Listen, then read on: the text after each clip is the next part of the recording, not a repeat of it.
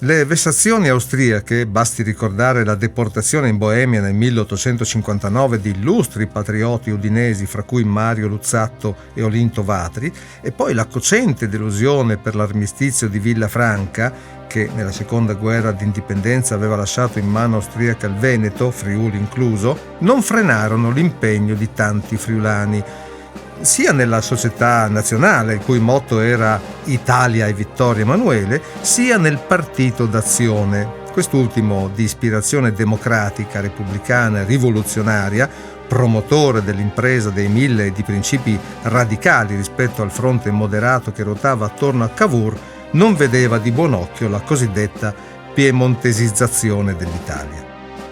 Dalla dialettica fra queste due anime del processo unitario sorse, dopo le conquiste garibaldine nel regno borbonico delle due Sicilie, oltre a quelle regie di Romagna, Marche e Umbria ai danni dello Stato Pontificio, sorse il Regno d'Italia, sotto l'egida dei Savoia, regno proclamato il 17 marzo 1861, ma ancora incompleto.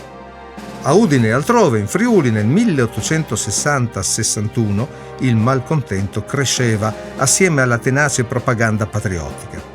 Si organizzavano plebisciti clandestini di adesione al Piemonte, si emigrava per sostenere la causa italiana, si boicottavano gli abbozzi austriaci di riforma volti a smorzare il moto delle nazionalità, si festeggiava la nascita del Regno d'Italia e la repressione fu dura, con arresti, perquisizioni, deportazioni in Moravia di personaggi anche di spicco quali Girolamo Caselli e Carlo Kechler. E poi ancora si omaggiava il re Sabaudo per il suo compleanno, si piangevano apertamente le morti di Ippolito Nievo e di Cavour, ci si asteneva dai balli pubblici.